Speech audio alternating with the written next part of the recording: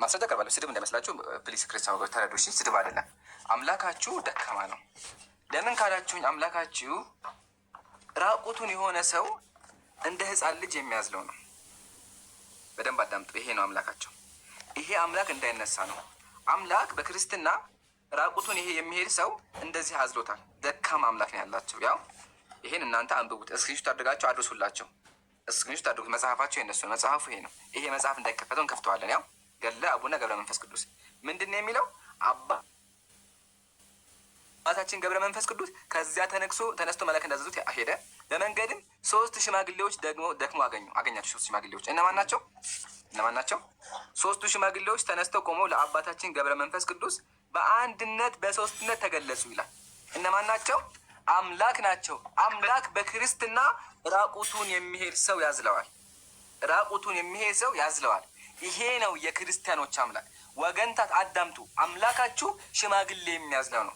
ኢቨን ከሱም አልፎ አምላካችሁ እንደ ባቄላ እንደ ኪኒን የሚዋጥ ነው። ሰምታችሁኛል? አምላክ ሰው ጨጓራ ውስጥ የሚዋጥ ነው። ለሱ ማስረጃ ለቅር ማስረጃ ያ ሙስሊም ካለ ማስረጃ አያወራም አይደለ? ያው ገድለ ዘርአ ብሩክ ሪከርድ አድርጉላቸው። ዓለም ይስማ። ዓላማቸው ክርስትና መጽሐፍ እንዳይከፈቱ ነው። ያው እየተከፈተ ነው። በ30,000 ህዝብ ፊት ማለት ነው። ገድለ ዘርአ ብሩክ ምንድን ነው የሚለው? በእግዚአብሔር ትእዛዝ 3 ዕንቁዎች ያ ጻድቅ አባታችን አገኘ። ባገኛቸውም ጊዜ እጅግ ደስ አለው። አንስቶ ዋጣቸው። አንስቶ ዕንቁዎቹን በላቸው። እነማን ናቸው ዕንቁዎቹ? ተመልከቱ። እኒህ የዋጣቸው ዕንቁዎች በዕንቁ ተመሰሉ እንጂ ዕንቁዎች እንዳልሆኑ አወቀ። እነዚያ 3 ዕንቁዎች የተባሉት 3ቱ አካላት ሥላሴ በንጽሕት ድንግል ማርያም እንዳደሩ በሆዱ ገብቷል። ማናቸው? ሥላሴ ናቸው። አዑዙ ቢላህ። አምላካቸው እንደ ኪኒን በውሃ ይዋጣል። ይሄን የምታመልከው ክርስቲያን ወገን ህዝቡም ዲያቆናቻቸውም እንዳሰሙ የፈለጉት ይሄን ነው። ግን ሰምታችኋል። አልሐምዱሊላህ። ይሄን ተመልከቱ። አምላካችሁ እንደ ባቄላ ይበላል። 3ኛ ትንቢተ ኢሳይያስ ላይ እግዚአብሔር የሚናገረው በጣም ወሳኝ ነገር አለ። እሱን ነገር አዳምጡ። እግዚአብሔር ምን አለ? ለረጅም ጊዜ ዝም አልኩኝ፣ ጸጥ አልኩኝ፣ ራሴን ገታሁ። አሁን ግን ምጥ እንደያዛት ሴት እጮሃለሁ፣ ቁና ቁና ተነፍሳለሁ አለ እግዚአብሔር። እግዚአብሔር እንዴት የሚጮኸው? ምጥ እንደያዛት ሴት ይጮሃል እግዚአብሔር።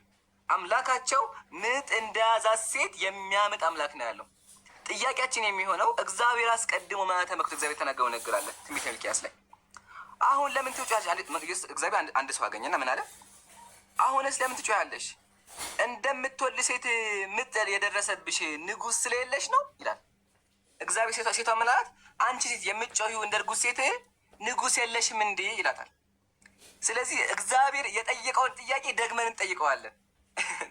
ስለዚህ ምን እንጠይቀዋለን? እግዚአብሔር ምጥ እንደያዛት ሴት የምትጮኸው ጀዛኩሙላህ፣ ምጥ እንደያዛት ሴት የምትጮኸው አምላክ ስለሌለ ነው እግዚአብሔር ራሱ ምን አለ?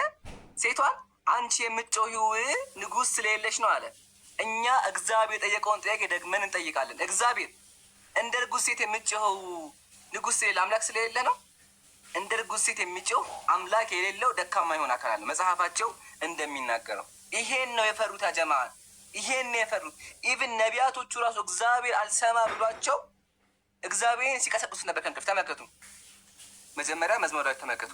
እግዚአብሔር ከእንቅልፍ እንደሚነቃ ተነሳ፣ የወይን ስካር እንደተወው እንደ ኃያል ሰው አለ። እግዚአብሔር ከእንቅልፉ እንደ ሰካራም ሰው ተነሳ። እንደ ሰካራም ሰው ተነሳ ይላል። አምላካቸው እንደ ሰካራም ሰው ይነሳል። ማን ነው የቀሰቀሰው? ተመልከቱ፣ የቀሰቀሰው ማን ነው? መዝሙረ ዳዊት የእግዚአብሔር ቃል ምዕራፍ 44 ቁጥር 23 ላይ አቤቱ ንቃ፣ ለምን ትተኛለህ አለው። ነብዩ ዳዊት ምን አለው? ለምን ትተኛለህ? የት ላይ? 44 ላይ። መዝሙረ ዳዊት 44 ላይ ዳዊት ምን አለ? እግዚአብሔር ተነሳ እንቅልፍ አለው። እግዚአብሔር ዳዊትን ከእንቅልፍ ተነሳ አለው። እንዳለው መሰረት እግዚአብሔር እንደ ሰካራም ሰው፣ ያው እግዚአብሔር ከእንቅልፍ እንደሚነቃ ተነሳ፣ እንደ ሰካራም ሰው ተነሳ። ይሄን ነው ክርስቲያን ወገን አምላካችሁ ብላችሁ የምታመልኩት። ቃላቶቹ ሊከብዳችሁ ይችላሉ፣ አውቃለሁኝ፣ እረዳችኋለሁ። ግን ደግሞ ዲያቆኖቻችሁ ይሄን ነገር እስካሁን ደብቀውባችሁ ነው። እሺ ፕሊዝ፣ መጥፎ ነገር እንዳይመስላችሁ፣ መጥፎ ነገር እንዳይመስላችሁ። ኦኬ። ተጨማሪ እግዚአብሔር የሚያደርገው አንድ ነገር አለ። እርሱ ምንድን ነው? እግዚአብሔር ይሮጣልም ይበራልም። እግዚአብሔር ይሮጣልም ይበራልም። ይሄን ደግሞ የተናገረው የገዛ መጽሐፍ ቅዱሳቸው ነው። መጽሐፈ ሳሙኤል ካለ ምዕራፍ 22 ተመልከቱ።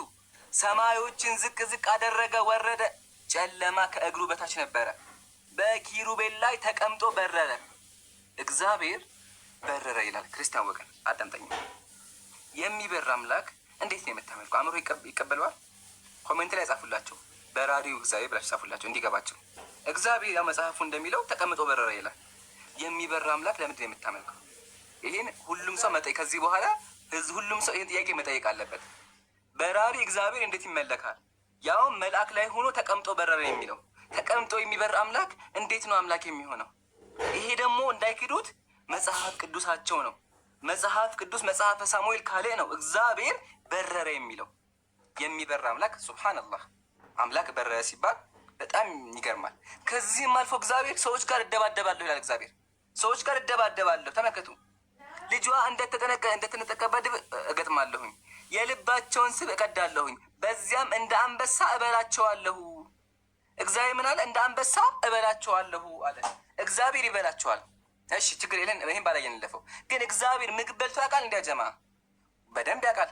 ያውም ደግሞ በጣም ብዙ ምግብ ላሳያችሁ። እሱ መሰረተ ላውጣላችሁ። አንዴ ታገሱ። ያው ተመልከቱ። ሰይፈ ስላሴ ሰይፈ መለኮት ያጀማ አዳምጡኛ። እግዚአብሔር አስካሪ መጠጥ ጠጥቷል፣ ዳቦ እንጀራ በልቷል። መጽሐፉን ያለው። እሺ ሀባይቢ መጽሐፉን ያለው እንዳይደበራችሁ ፕሊስ ፕሊስ ባካችሁ። እሺ ስናገር መጽሐፉ የሚለውን የምናገረው በማስረጃ ካለ ማስረጃ አላወራም። ያው ሰይፈ ስላሴ ሰይፈ መለኮት እንክፈተው አንዴ። ያ እንደዚህ ይላል። ተከታተሉ ከኔ ጋር። በሶስተኛው ቀን አጋዕዝተ ዓለም ስላሴ የአብርሃምን የልቦና ቆራጥነት አይተው የሰይጣንን ተንኮል አይተው ወደ አብርሃም ቤት ሄዱ። የክርስቲያኖች ሶስቱ አምላኮቻቸው ወደ አብርሃም ቤት ሄዱ። የመጀመሪያ ጥያቄያችን ክርስቲያን ወገን እንዴት ብለን ሶስት አምላክ የምታመልከው? ይሄ የመጀመሪያ ጥያቄ ነው። ወደ አብርሃም ቤት ከሄዱ በኋላ ምን አደረጉ? አብርሃም በደጁ ተቀመጠ። በተመለከተ ጊዜ ወደ ቤቱ እየሮጠ ገብቶ ለሚስቱ እንዲህ አላት፣ እህቴ ሳራ ሆይ እነሆ የከበሩ አረጋውያን ሶስት እንግዶች መጥተዋል።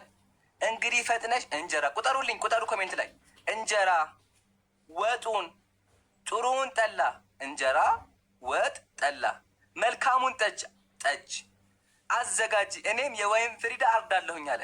እንጀራ ወጥ ጠላ ጠጅ፣ በጣም ብዙ ምግብ ነው። ተመልከቱ አለ። ሳራ ሚስቱም እሺ ጌታዬ እንዳልከኝ ያደርጋለሁ አለች። ከዚህም በኋላ ለእያንዳንዳቸው ለየራሳቸው ታላላቅ ዳቦ ለአምላክ ወፍራም ዳቦ ተጋገረለት። ጠላው ጠጁ አለ፣ ዳቦም ተጋገረ። ያው ታላላቅ ዳቦ ያው ጠጅ፣ እዚህ ጋር ጠጅ ቃል በቃል ስድብ አይደለም፣ መጽሐፋችሁ ነው። ጠጅ ነው አምላካችሁ። ጠጅ ጠጅ ያው ጠጅ የሚጠጣ አምላክ ነው። ልቀጥል። እሺ በዚያ ጊዜ የአብን እግር ማጠብ ጀመረ። አብን ካጠበ በኋላ ወልድን መንፈስ ቅዱስን ታጥቦ አገኛቸው። አምላክ እግሩን ታጠበ። ከዛ በዛ ጊዜ ማዕዱን በገበታ ሰጥቶ ወይኑን በማድጋ ቀድቶ አቀረበላቸው። እስኪ ጠግቡ ድረስ በሉ። ሱብሃነላህ። ነዑዙ ቢላህ። ክርስቲያን ወገን አየህ፣ አምላክ የምትለው አካል ምን እያደረገ ነው ያለው? እየበላ ነው ያለው። ጠጅ የሚጠጣ አምላክ፣ ዳቦ የሚበላ አምላክ። ነዑዙ ቢላህ። እነዚህ ናቸው። እነዚህን የምታመልከው እንደ አምላክ የምታያቸው አካላት ደግሞ ምን እያደረጉ ነው ያሉት? አስካሪ መጠጥ እየጠጡ ነው ያሉት። አስካሪ መጠጥ የሚጠጣን አምላክ እንዴት ነው የምትከተለው ወገኔ? ያው መጽሐፉ ነው ያለው። ፕሊስ እባካችሁ ንቁ። ያው መጽሐፉ ያው ጠላና ጠጅ ጠጡ። ያው መጽሐፍ ገዝተን የምናወራችሁ፣ መጽሐፍ ይዘን የምናወራችሁ ይሄን ነው አምላካችሁ ላይ የምታመልኩት። አንደኛ ሰማይ ላይ ወጥቶ የሚበር፣ ሁለተኛ እንደ ማንኛውም ሰው እስኪጠግብ የሚበላ እስኪጠግብ ጠላ ጠጅ ሁሉም ነገር የሚበላ ትልቅ ዳቦ የሚበላ አምላክ ነው ያላችሁ። ነዑዙ ቢላህ። በጣም የሚገርመኝ ነገር ደግሞ መሰላችሁ፣ ሴቶችን ባሌ ብለሽ ጥሪኝ ይላል እግዚአብሔር። ሴቶችን ባሌ በይኝ ይላቸዋል። ትንቢተ ኢሳይያስ ምዕራፍ 54 ፈጣሪሽ ባልሽ ነው ስሙም የሰራዊት ጌታ እግዚአብሔር ነው ይላል። ፈጣሪዋ ምኗ ነው? ባልዋ ነው። ስለዚህ እግዚአብሔር ለሴቶች ባላቸው ነው። በዚያ ቀን ባሌ ብለሽ ጥሪኝ፣ እግዚአብሔር ባሌ ብለሽ ጥሪኝ ሴቶችን ያዛል። ይሄ አምላክ ክርስቲያን ወገኖች እንዴት ነው አምላክ ሊባል የሚችለው? ከዚህ ሁሉ ደግሞ የሚገርመኝ እንደው ይብላ ከፈለገ ይብራ ችግር የለብኝም። ከዚህ ሁላ የሚገርመኝ ነገር ደግሞ ሰይጣን አምላኩ ነው። ሰይጣን ያዘዋል። ሰይጣን ያዘዋል። ሰይጣን ያዘዋል። ማስረጃ አሁን መጽሐፍ ቅዱስ መጽሐፈ ኢዮብ ምዕራፍ 2 እራሱ መጽሐፍ ቅዱስ ተመልከቱ። ሰይጣንን ስታካለ ሪፖርት የመጣን ኮፒ ሊንክ አድርጉ። ታብታብ አድርጉ። ኮፒ ሊንክ አድርጉ። እግዚአብሔር ሰይጣንን በውኑ ባሪያዬ ኢዮብን ተመለከትከውን? በምድር ላይ እንደሱ ፍጹም ቅን እግዚአብሔርን የሚፈራ የለም። በከንቱ አጠፋው ዘንድ በእርሱ ላይ ምንም ብታንቀሳቅሰኝም እስካሁን ፍጹምነቱን ይዟል። አምላክ ሰይጣን ያንቀሳቅሰዋል። ይሄን ነው ቄሶቻችሁ ለብዙ ዓመት ለመደበቅ የሞከሩት።